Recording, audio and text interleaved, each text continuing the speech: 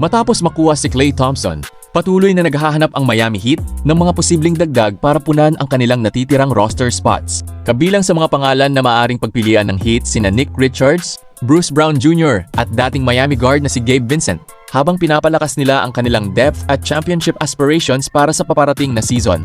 Isa sa mga pinaka-interesanting option si Nick Richards na maaaring magbigay ng dagdag na rebounding at interior presence bilang backup ni Bam Adebayo.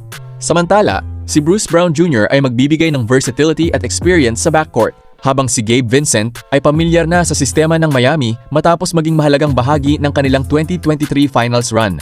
Mga posibleng dagdag sa roster kung sakaling bumalik si Vincent sa Miami. Maaari niyang dagdagan ang experience at depth ng kanilang guard rotation. Malaki ang naging papel niya sa 2023 finals run ng Heat, kaya pamilyar na siya sa kultura at sistema ng koponan. Target ng Heat, mas malalim na roster. Binanggit din ni Siegel sina Jonathan Kuminga at Bruce Brown bilang mga posibleng target dahil pareho pa silang walang kontrata at maaari silang magkaroon agad ng impact sa isang team na seryosong at gustong manalo. Gayunpaman, mas maliit ang posibilidad na mapunta si Kuminga sa Miami.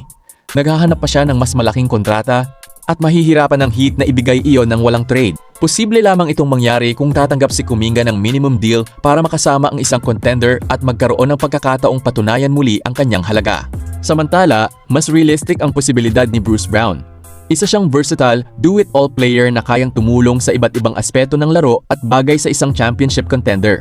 Maaari niyang palakasin ang backcourt ng Heat at magbigay ng dagdag na experience at flexibility sa rotation. May interesting connection din si Brown sa Miami dahil naglaro siya ng college basketball sa lungsod bago siya napili sa NBA draft. Kaya kung sakaling sumali siya sa Heat, magiging parang reunion ito para sa kanya. Dahil late na sa free agency, posible ring minimum contract o training camp deal ang maging option para kay Brown. Sa ngayon, malinaw na hindi pa tapos ang roster building ng Miami matapos ang pagdating ni Klay Thompson. Nais ng Heat na makahanap ng mga manlalarong kayang magdagdag ng lalim, experience at versatility.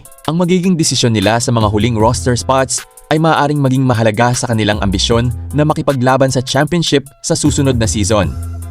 Ano sa tingin nyo mga ka-hoops? Dapat bang magdagdag ang Heat ng player para mas lumalim pa ang kanilang depth? E-comment ang inyong opinion sa baba.